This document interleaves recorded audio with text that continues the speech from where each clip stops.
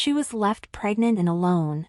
Then she showed something in court he never expected. The day of the wedding was like a scene pulled straight from a romantic movie. Beneath a canopy of soft white fabric and strings of golden fairy lights, a couple stood hand in hand, exchanging vows that brought many to tears. He looked into her eyes with what seemed like genuine adoration, promising to stand by her side in sickness and in health, for richer or poorer. She believed every word, her heart full of hope, unaware that the man standing before her was skilled in speaking beautifully but lacked the conviction to stand by anything he said. Their families cheered as they kissed, and the crowd applauded, but what no one could see was that their foundation was already riddled with cracks, subtle at first, but growing deeper each day. They moved into a modest home shortly after the wedding, a 2-bedroom townhouse she decorated with love and anticipation of their life together.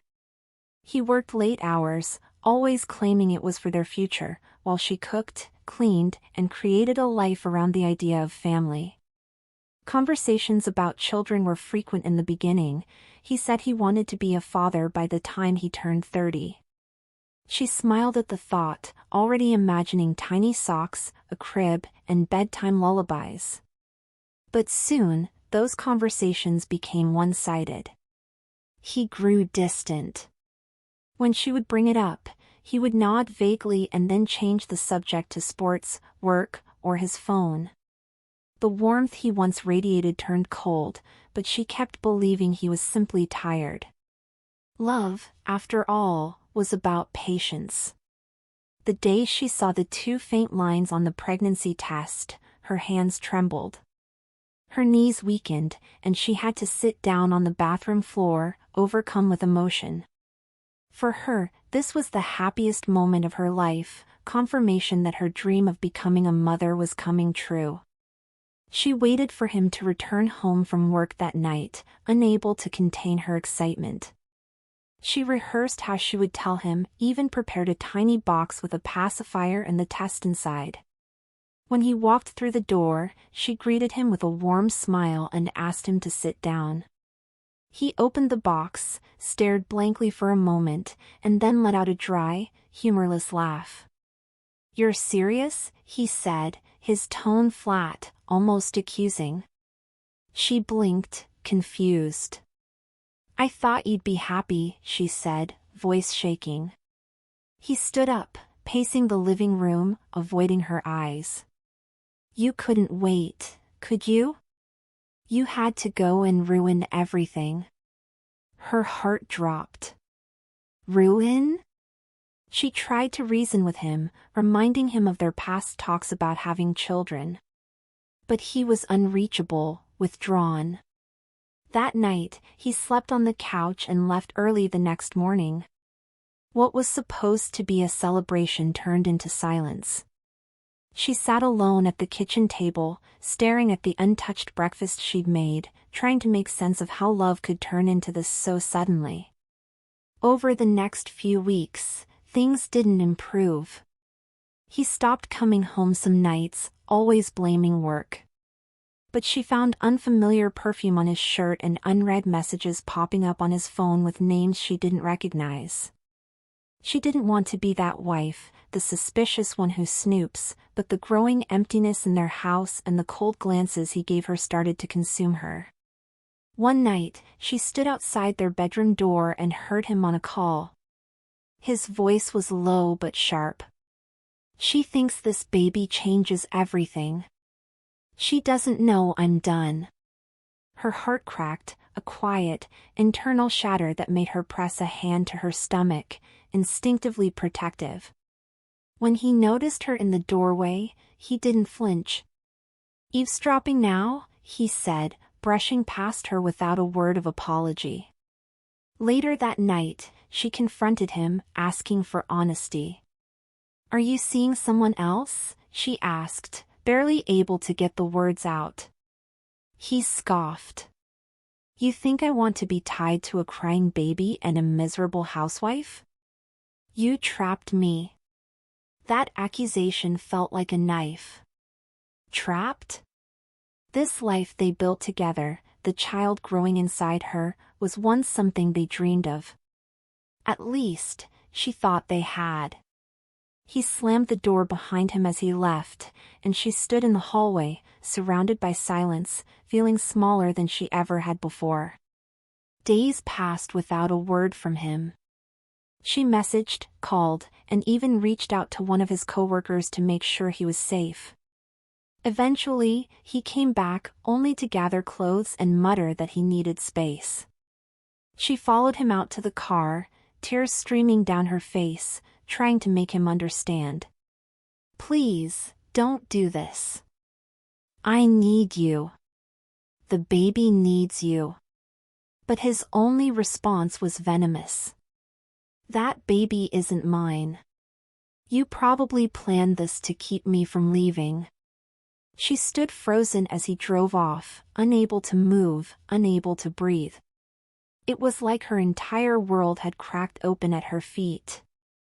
That night, she stared at the ultrasound photo resting on her nightstand, the faint heartbeat she had seen earlier that week echoing in her memory.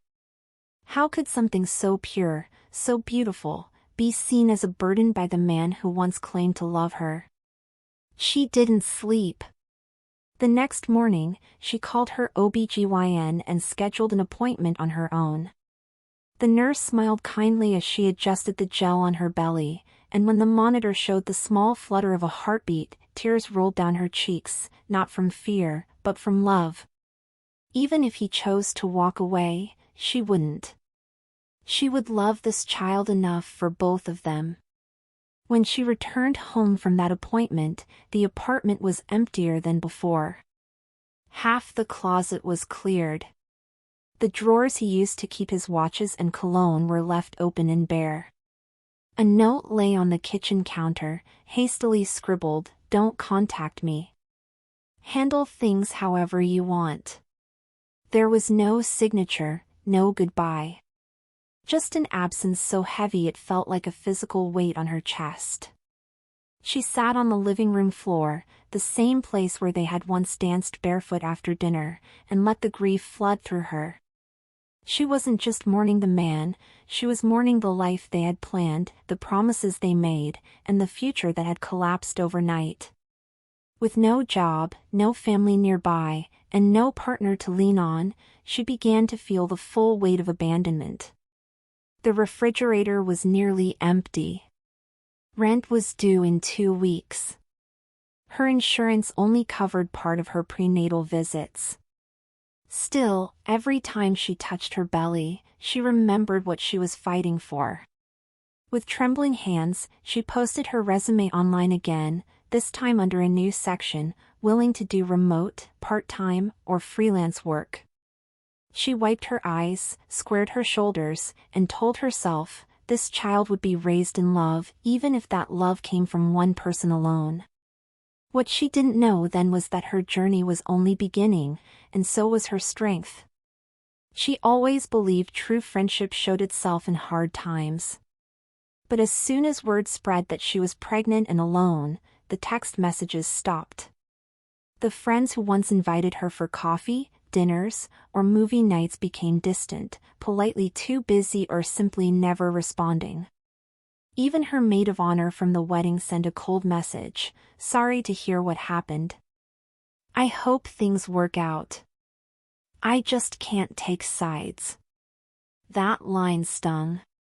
It wasn't about sides, it was about showing up. But when it truly mattered, no one did. She began to understand that her social life had always been attached to him. The invitations, the celebrations, the attention, it had been a reflection of his charm, not her worth. Alone in her silence, she sat through long nights with her swollen feet propped up on the couch, scrolling through old photos of friendships that once felt permanent. Her phone, once full of conversations and laughter, now felt like a reminder of everyone who had chosen comfort over loyalty. Each unanswered message carved the lesson deeper: some people only love you when you're easy to love.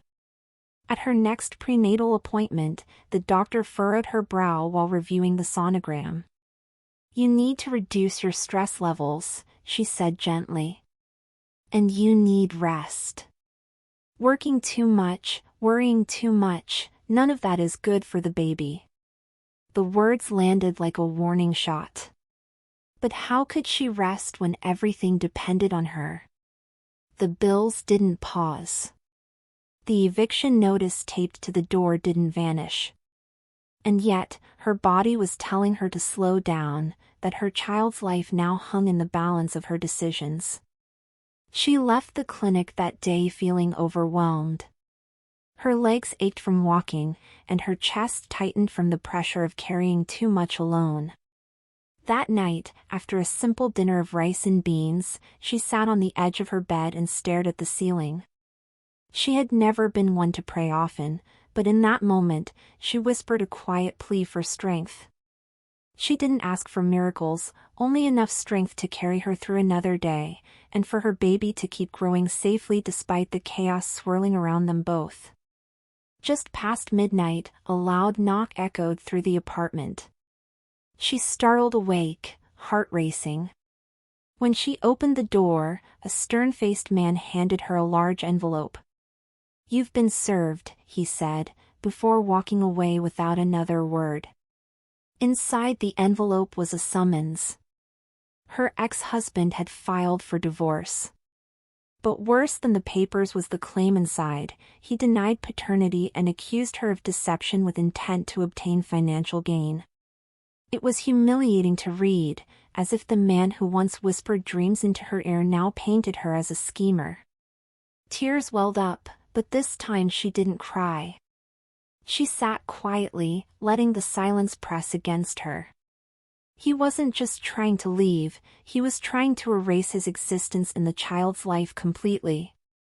The betrayal burned differently now. It wasn't just emotional, it was legal, public, and calculated. He wanted to discard not just her, but their unborn child, as if neither ever mattered. And for the first time since he walked away, something inside her shifted. She stopped hoping for his return. She started thinking about how to fight back. With nowhere else to turn, she decided to visit his parents. Perhaps they could talk sense into him or at least provide some support. She traveled across town by bus, her belly now showing beneath her oversized coat. When his mother opened the door and saw her, her expression hardened. "What are you doing here?" she asked coldly. The woman who once toasted to their love at the wedding now glared at her like a stranger. "I need to talk," she said. "Please, just a moment." But the older woman shook her head. "My son told us everything. He said the baby isn't his." Stunned, she tried to explain, tried to plead for understanding. "You know your son. You know we were trying for a baby. But it didn't matter." His mother dismissed her with a sharp wave. "Leave before I call someone. You're not welcome here anymore." The door closed hard in her face. She stood on the porch in the cold, fists clenched, tears frozen to her cheeks. Whatever hope she held for familial support had shattered completely. She was truly alone now, yet with every door slammed in her face, something inside her grew more solid. Grief was turning to resolve. Back home, she sat on the floor assembling a second-hand crib she found on a local app for cheap. The instructions were faded, and a few screws were missing, but she made do, determined that her child would not feel the absence of a father in the warmth of their first bed. She worked slowly, her body sore, back aching, but her hands steady. The sound of the electric drill was the only noise in the apartment. Each turn of the screw felt like a quiet rebellion. She would create a safe space with her own hands, with or without him. Later that evening, she opened the manila envelope again and looked at the court date. It was 3 weeks away. Enough time to gather what little evidence she had: appointment logs, ultrasound photos, saved messages, and maybe, just maybe, a witness. She wasn't a lawyer, and she couldn't afford one, but she would walk into that courtroom with her head held high. He wanted to humiliate her in front of a judge. But she wasn't going there to beg for his presence. She was going to defend her truth and her child's right to exist without shame. The day of the hearing arrived with gray clouds hanging low in the sky. She stood outside the courthouse in a simple black dress that no longer fit right, her belly gently rounded beneath it. Inside, the air felt colder than outside. Her ex-husband entered the courtroom in a sharp navy suit, polished shoes clicking confidently across the floor. At his side was a woman she had never seen before, tall, flawless, and clearly expensive. His new partner. The two of them shared a quiet laugh, as if this whole ordeal was beneath them. When the judge entered, everyone rose. She clutched her hands tightly in front of her stomach, praying her voice wouldn't tremble when she had to speak. The lawyer her ex-husband brought was aggressive, immediately painting her as manipulative and unstable. "There is no proof this child is his," he said, without hesitation. She stared straight ahead, refusing to shrink.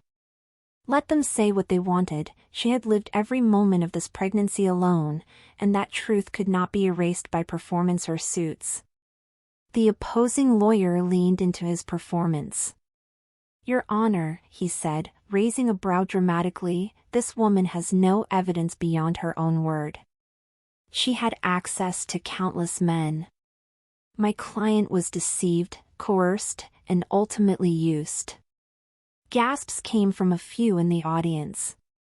She felt her face flush, not from shame, but from the fury of being reduced to a stereotype. Her voice, when she spoke, was low but unwavering.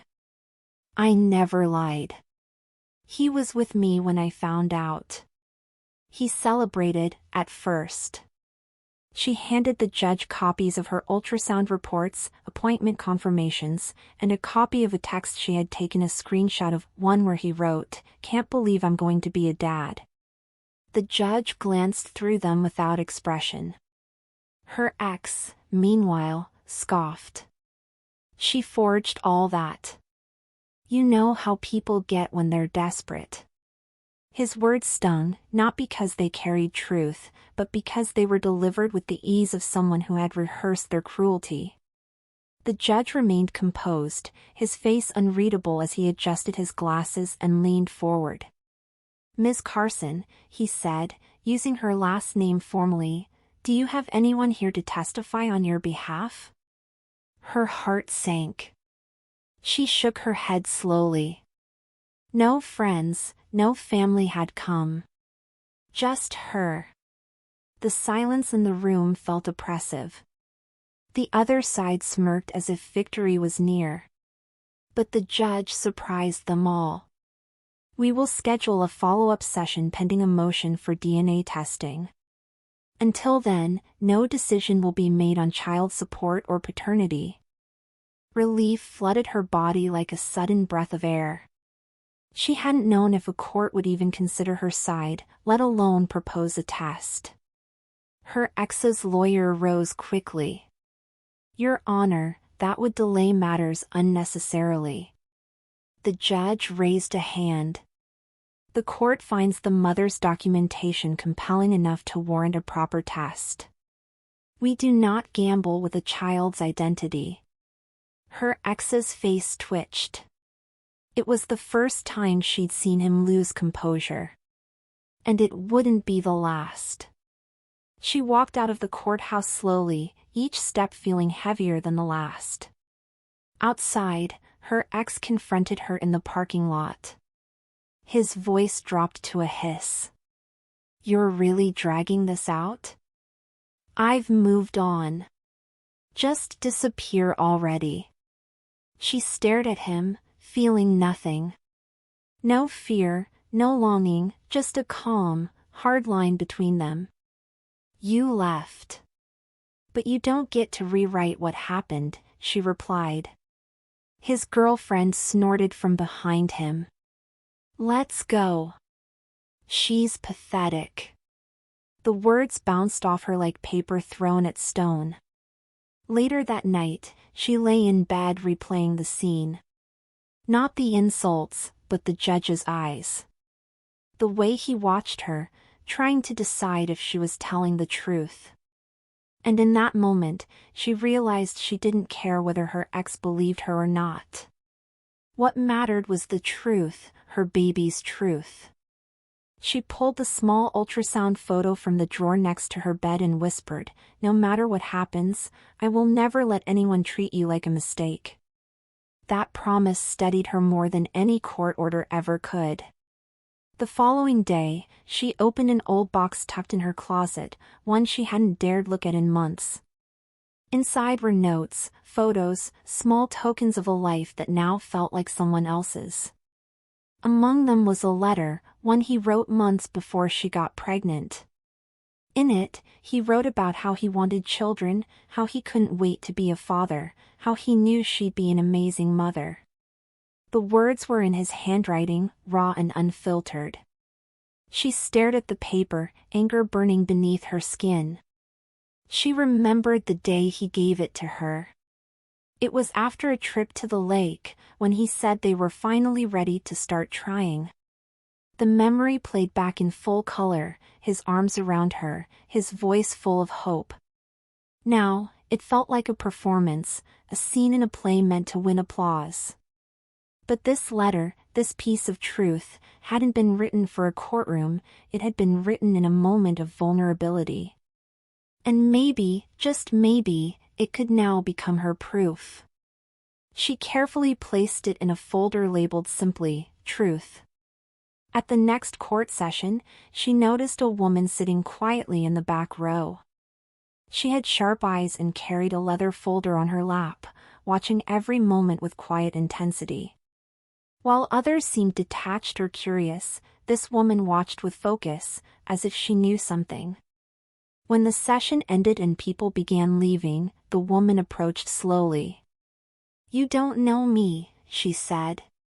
"But I know your ex-husband very well. I was once in your shoes."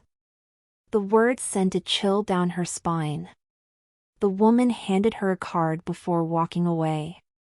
"Call me if you want to know the truth," she said softly. Later that night, she sat on her bed staring at the card. Curiosity wrestled with caution. Who was this woman? And what did she mean by "once in your shoes"? Her gut told her this was no coincidence. With a deep breath, she picked up the phone and dialed.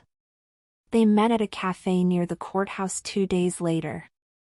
The woman's name was Denise. Over tea, she unfolded a story disturbingly familiar, another relationship, full of charm, promises, and then abandonment. Denise had also been discarded when she became pregnant, though she had miscarried from the stress before she could go to court. "He did this before?" she asked, her heart sinking. Denise nodded. "Exactly the same pattern. He runs, lies, and then rewrites the story to protect himself." Denise placed a USB stick on the table.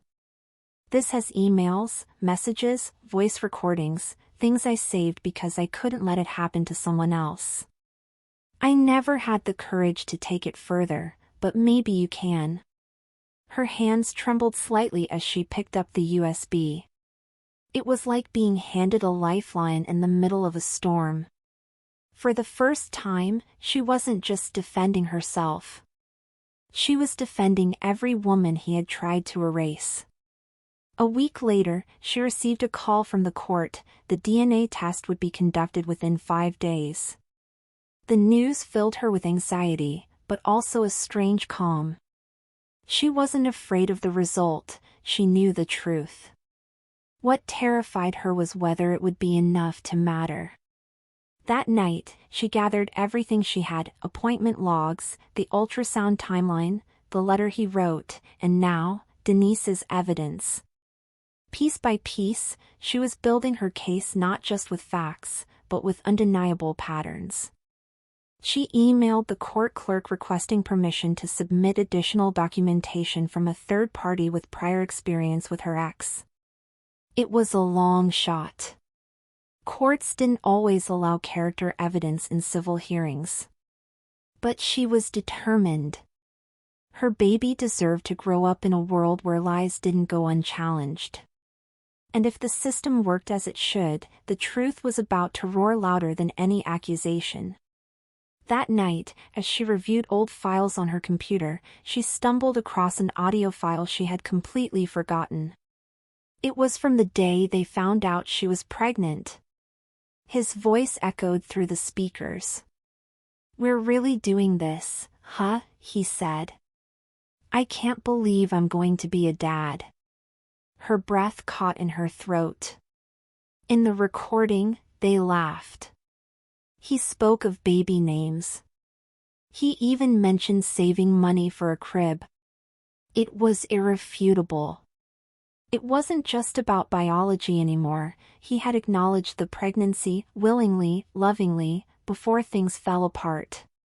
She transferred the file to a flash drive and added it to her growing evidence folder. That audio, captured in a time when hope still lived between them, would now speak volumes in court.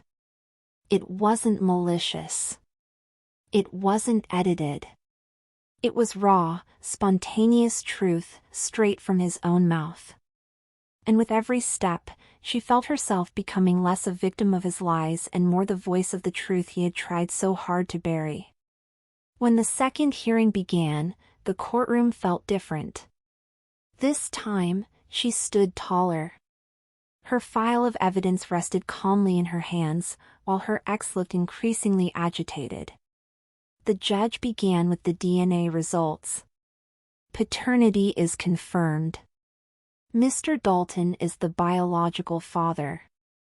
A wave of emotion swept over her, but she kept her expression steady.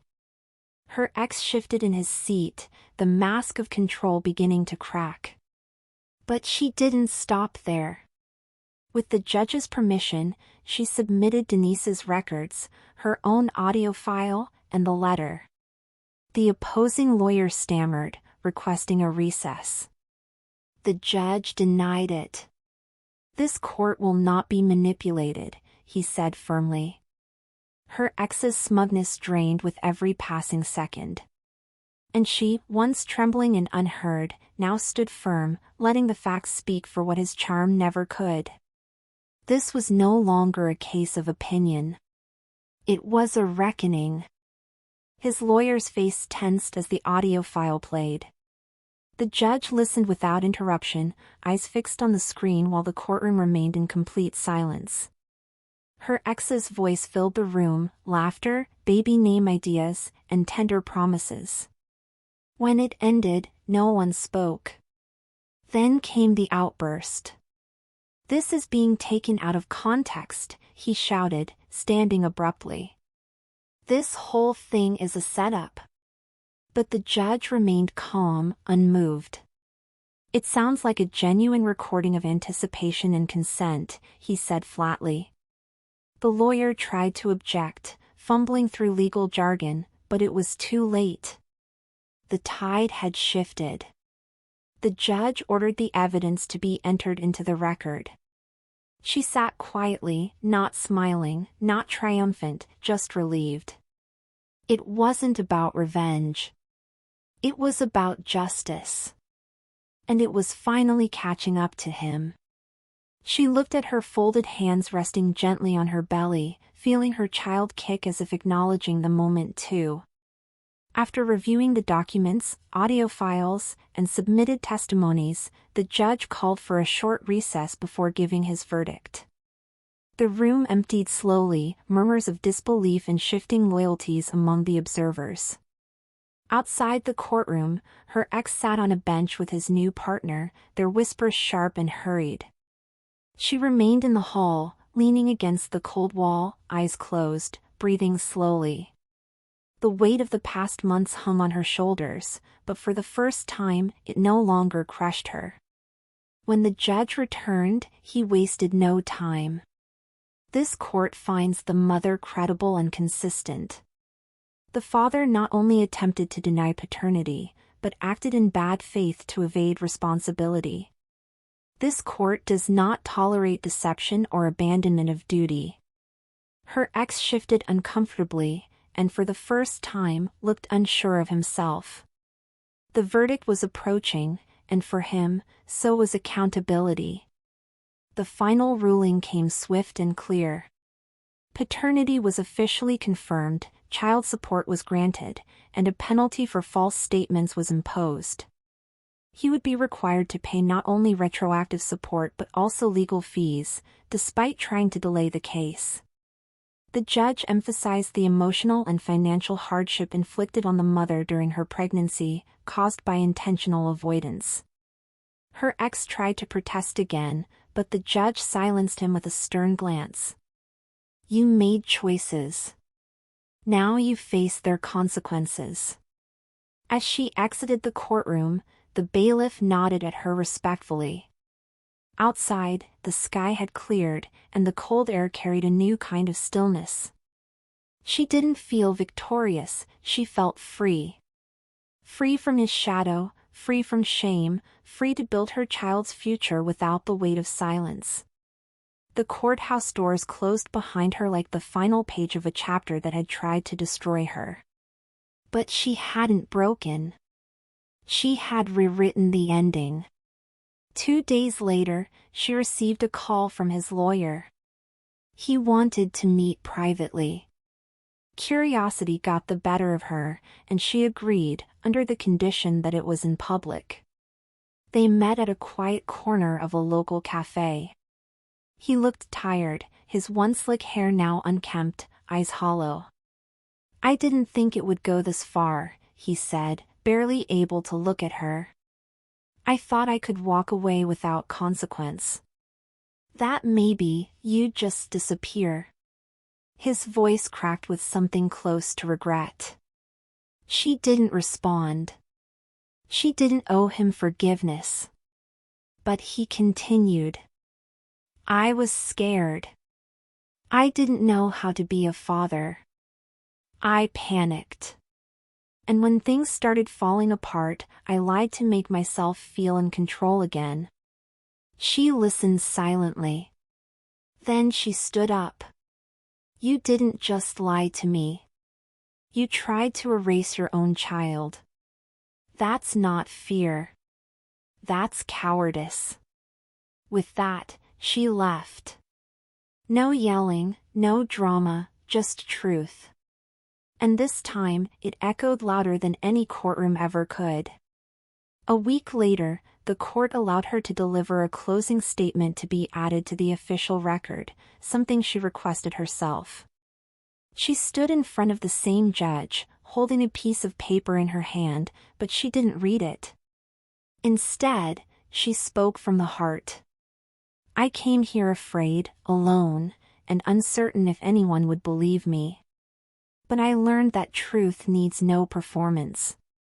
It just needs time and courage." Her voice didn't tremble once. She glanced at her child's ultrasound photo placed in her purse, right where it always stayed. She continued, "I don't seek pity. I don't even seek an apology. I stand here not just as a woman who was abandoned, but as a mother who refused to be silenced. For every woman watching, doubting her worth because of a man's cruelty, I hope she finds her voice. I found mine here, in this place of judgment. And now I walk away, not broken, but whole." The room was quiet. Even the judge seemed moved.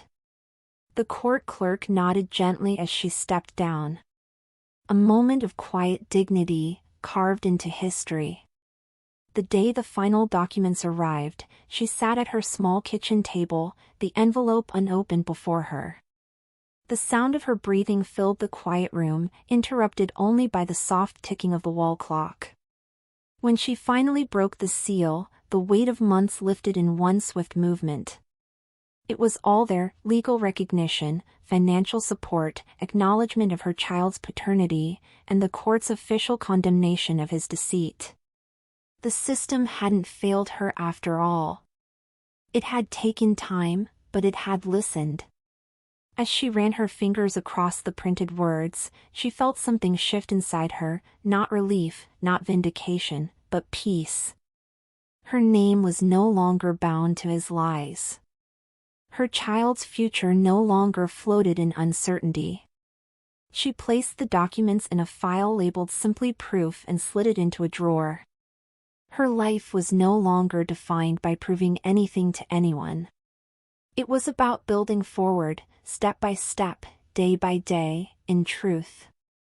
Among those who watched her deliver her closing statement in court had been a young attorney named Marissa. After the final hearing, Marissa approached her in the hallway with sincerity.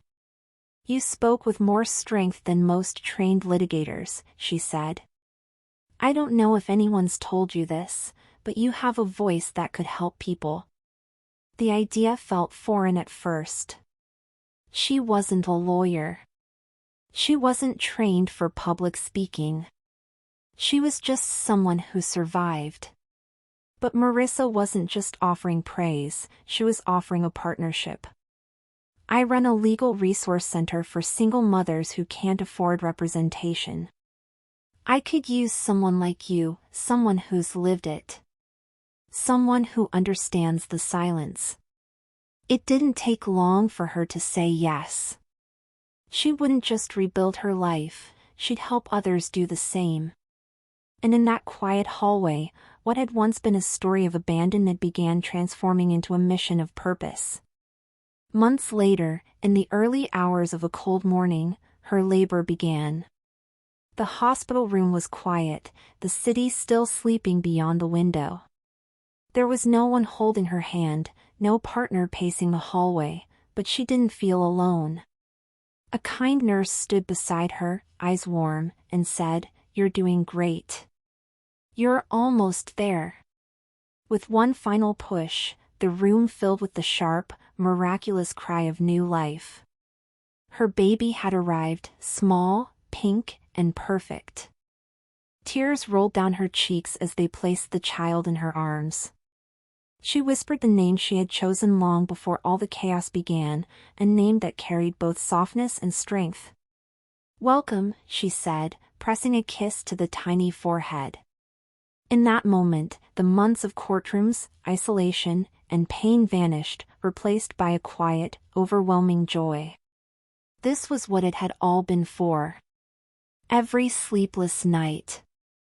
Every unanswered call. Every step forward through fear. 3 weeks after the birth, she was rocking her baby to sleep when a knock echoed at her door. She opened it slowly, surprised to see her former mother-in-law standing there, eyes red and shoulders slumped. "May I come in?" the older woman asked. There was no arrogance now, only remorse.